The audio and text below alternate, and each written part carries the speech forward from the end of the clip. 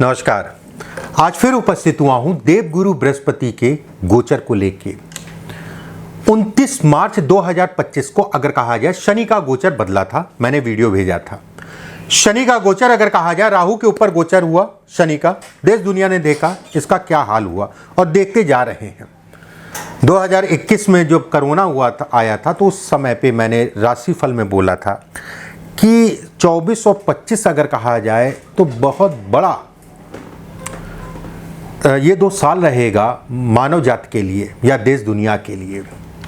बहरहाल देवगुरु बृहस्पति अगर कहा जाए एक मसीहा है, जैसे राहु और शनि अगर कहें पापी ग्रह, गुरु अगर कहा जाए देवगुरु बृहस्पति हैं, एक मसीहा का काम करते हैं। ये सुख देने वाले ग्रह कहलाते हैं।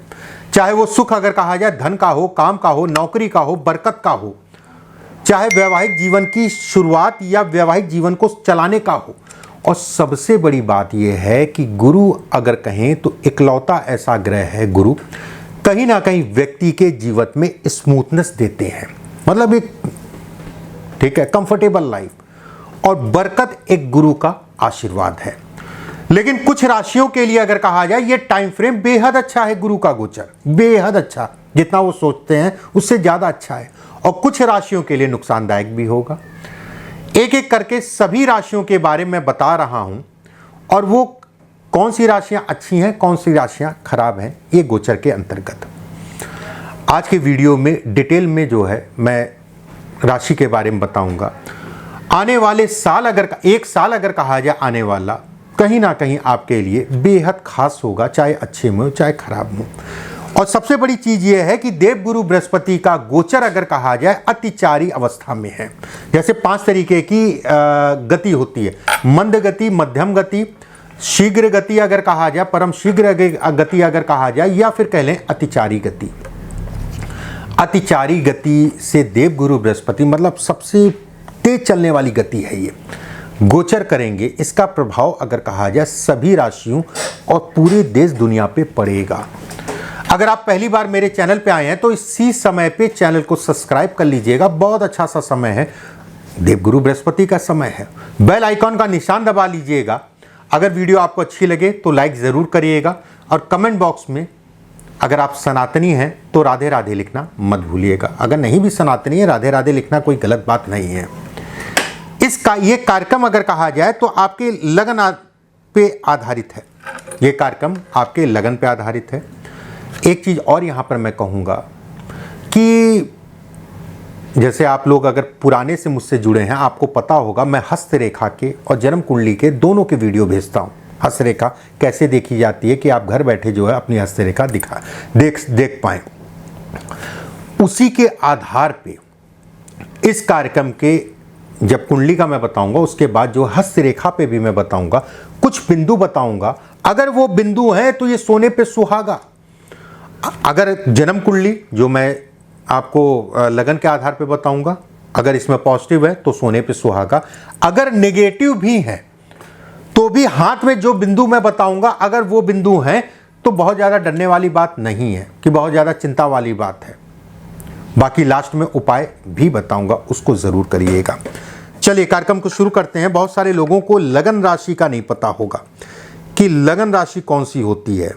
अपनी जन्म कुंडली उठाइए, उसको खोलिए। अगर नहीं है जन्म कुंडली तो कुछ मत करिए, कोई भी प्ले स्टोर से जो है एक ऐप डाउनलोड करिए कुंडली का। ऐप डाउनलोड करने के बाद अपनी डिटेल भरिए, उसमें डिटेल भरने के बाद एक लगन कुंडली, इसमें लगन लिखा होगा, लगन कुंडली आपके सामने आएगी। उसमें देखिए कि कौन सा नंबर इसमें लिखा है। अगर 5 नंबर लिखा है तो ये सिंह लगन होगा। अगर 1 नंबर लिखा है तो आपका फला लगन होगा। 2 नंबर लिखा है तो वृषभ लगन होगा। 1 नंबर लिखा है मेष लगन होगा। 11 नंबर लिखा है तो आपका कुंभ लगन होगा। देखिए इसको भी बहुत बड़ी चीज़ नहीं है। अगर मान लीजिए 11 नंबर लिखा है या 5 नंबर या 4 नंबर या 3 नंबर, जो भी नंबर लिखा है, उसको गूगल पे डालिए 5 नंबर का कौन सा लगन होता है, 5 नंबर का कौन सा लगन होता है, आपके सामने आ जाएगा कि 5 नंबर का सिंह लगन होता है। तो सिंह लगन वाला वीडियो आपके लिए है, मतलब ये वीडियो आपके लिए है। चलिए कार्यक्रम को शुरू करते हैं। चलिए बात करते हैं तुला राशि वालों के लिए क्या स्थितियां रहेगी, मतलब तुला लगन राशि वालों के लिए। देखिए, तुला लगन वालों के लिए अगर कहा जाए तो आपके 9वें भाव में देवगुरु बृहस्पति का गोचर होगा। ऐसे में कहा जाएगा गुरु अगर कहें तो षष्ठेश, गुरु अगर कहा जाए तो तृतीयेश, गुरु अगर कहा जाए तो तृतीय का स्वामी, छठे का स्वामी होके जो है भाग्य भाव में इस समय पे गोचर करेगा। यात्राएं सुखद होंगी, यात्राओं से लाभ, चाहे नौकरी हो चाहे व्यवसाय हो, और खासकर उच्च शिक्षा से संबंधित यात्राओं से विशेष लाभ। एक बात। सेकंड, इसके हिसाब से अगर मैं कहूं, पिता, मंदिर, गुरु, गौ, ये आपके लिए, आपके जीवन के लिए इस समय पे एक प्रोटेक्शन का काम करेंगे। मंदिर जरूर जाइए, हफ्ते में 1 बार, हफ्ते में 2 बार। माता पिता की सेवा या बुजुर्गों की सेवा जरूर करिए। गुरु अगर कहा जाए, भाग्य अगर कहा जाए तो कहीं ना कहीं इन चीजों को दिखाता है। गौ की सेवा करिए, कोई दिक्कत वाली बात नहीं, कोई समस्या वाली बात नहीं है। कोई धर्म में आप हो, भाई दूध तो सबने पिया है, आपने और उन्होंने भी पिया, हमने भी पिया, सबने पिया है, और सब भाई भाई हैं। जब सब भाई भाई हैं तो भाई भाई, ये काम आपके लिए, आपके परिवार के लिए बेहद फायदेमंद है। गौ की सेवा करना आपके लिए एक बात। दूसरी चीज, इसके हिसाब से अगर कहा जाए तो बीमारी का स्वामी अगर कहा जाए भाग्य भाव में, ऐसे में कहा जाएगा अपने शरीर को, स्वास्थ्य को जो है अच्छा रखिए, दुरुस्त रखिए, क्योंकि ये असर अगर कहा जाए आपके भाग्य को डिस्ट्रॉय करेगा। अगर ऊर्जा शक्ति की कमी होगी, क्योंकि ऊर्जा शक्ति की कमी होगी, मैं ऐसा बिल्कुल नहीं कहूंगा कि बीमारियां आपके ऊपर पूरी तरीके से, भाग्य भी काम करेगा, उसमें भी कहीं कोई दो राय नहीं, बीमारी को प्रोटेक्शन करने में, और वहीं पे बीमारियों के कारण भाग्य को जिस हिसाब से काम करना है उस हिसाब से काम करने में कमी करेगा। एक बार। सेकंड, अगर कहा जाए गुरु के कारण अगर कहें कोई मुकदमेबाजी, कोई कोर्ट केस, कोई वाद विवाद, कोई तनाव चल रहा था तो उसमें आपको रिलीफ मिलेगा। वहीं पे प्रॉपर वे में अगर आप दवाइयां खाते हैं, पीछे से आपकी बीमारी कोई भी चल रही हो, उसमें आपको बीमारियों से संबंधित चीजों में आराम मिलेगा, शरीर आपका स्वस्थ होगा, और नए सिरे से अगर मैं कहूं तो उसके लिए कोई बहुत, देखिए गुरु का गोचर अगर कहा जाए भाग्य में हो रहा है, ऐसे लोग लेक्चर बहुत देते हैं, ऐसे लोग उद्देश्य आप बहुत देंगे लोगों का, अरे तुम तो अच्छा खाते नहीं हो, तुम ये करते हो, तुम वो करते हो, आपको भी करने की आवश्यकता है। वहीं पे लगन का गोचर, लगन पे दृष्टि का मतलब मान सम्मान प्रतिष्ठा में बढ़ोतरी, सरकारी तंत्र से लाभ, गवर्नमेंट की जो लोग तैयारी कर रहे हैं उनके लिए बहुत अच्छा साल है ये। जो लोग प्राइवेट में भी अगर तैयारी कर रहे हैं या प्राइवेट नौकरी का प्रयास कर रहे हैं या अपनी नौकरी को परिवर्तन करना चाह रहे हैं तो कहीं ना कहीं आपको सफलता मिल जाएगी। संतान पक्ष को लेके ये गुरु का गोचर अगर कहा जाए तो आपके लिए बेहद अहम है, फायदेमंद है। जिन लोगों की संतान नहीं है, गुरु की 9वीं दृष्टि अगर कहा जाए इस जगह पे पढ़ने का मतलब ये कहलाएगा संतान उत्पत्ति में आसानी होगी। वहीं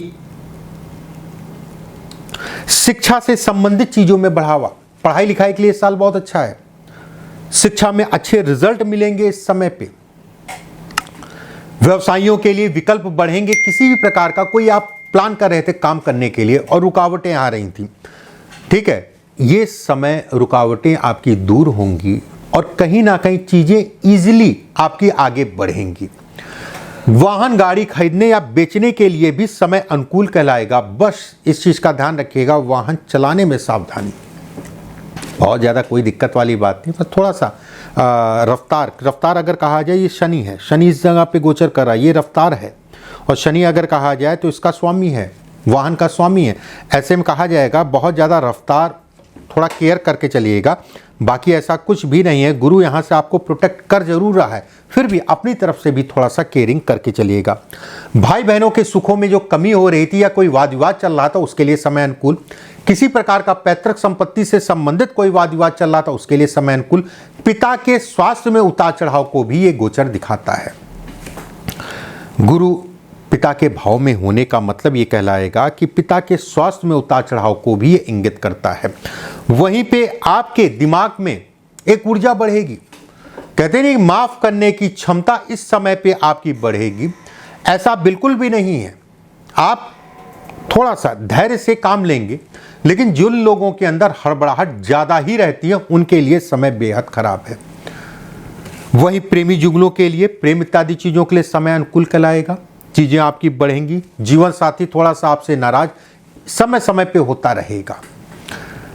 सितंबर, अक्टूबर, नवंबर का पीरियड अगर कहा जाए, सितंबर, अक्टूबर, नवंबर का महीना अगर कहा जाए बेहद अच्छा है।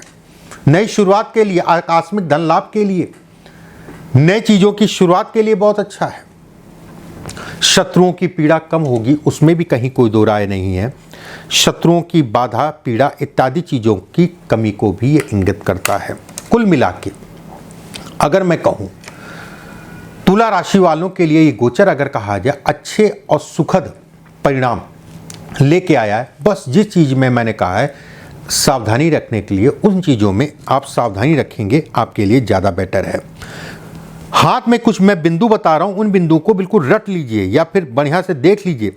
हाथ में कुछ मैं बिंदु बताता हूँ, अगर ये आपके हाथ में ये बिंदु हैं तो ये कहा जाएगा जो 50% का लाभ देना था या 40 या 80, 90 जो भी 40% का लाभ 50, वो लाभ आपको जो है 80 से 90% मिलेगा। उसका कारण ये है राशि के तो बहुत लोग हैं, लेकिन रेखाएं अगर कहा जाए कम ही लोगों में, और जिनके हाथ में रेखाएं ये हैं उनको विशेष लाभ को ये इंगित करता है, जिसे कहा जाएगा विशेष लाभ।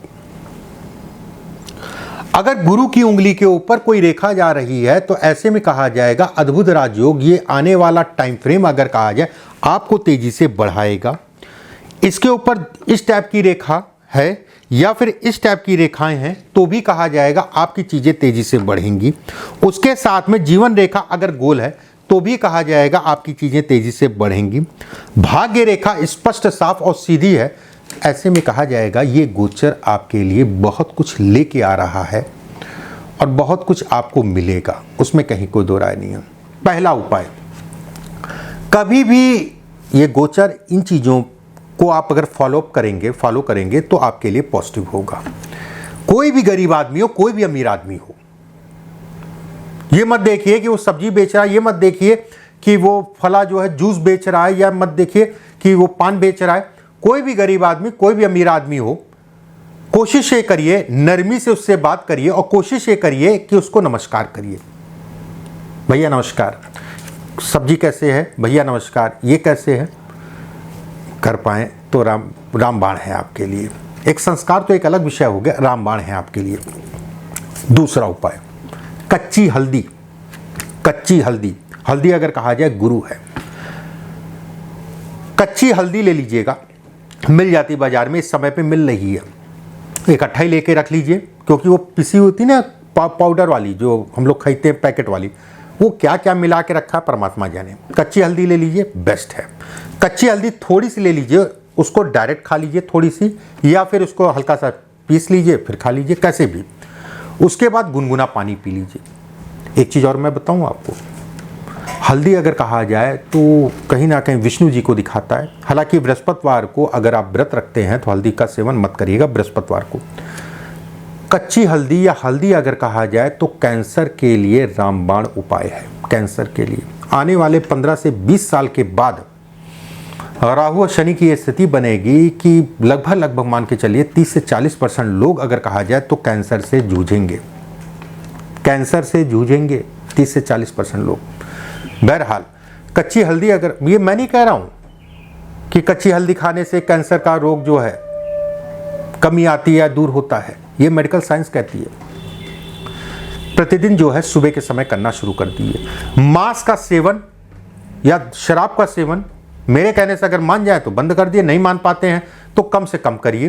केसर का तिलक सबसे पहले आप जो है अपनी नाभि पे लगाइए, फिर अपने कंठ पे लगाइए, फिर मस्तक पे लगाइए, उसके बाद थोड़ा सा जीवा पे जो है उसको लगा लीजिए केसर का तिलक। जीवा पे मतलब उसको जो है 43 दिनों तक लगातार चने की दाल, 43 दिनों तक लगातार चने की दाल आपको जो है बहते हुए जल में जो है प्रवाहित करनी है। बेहद अद्भुत उपाय हैं ये। 4-5 उपाय हैं, आप करिए, आपको अत्यंत लाभ होगा, उसमें कहीं कोई दो राय नहीं है। जाते जाते फिर से मैं कहूँगा राधे राधे लिखना मत भूलिएगा। अभी के लिए बस इतना ही। राधे राधे।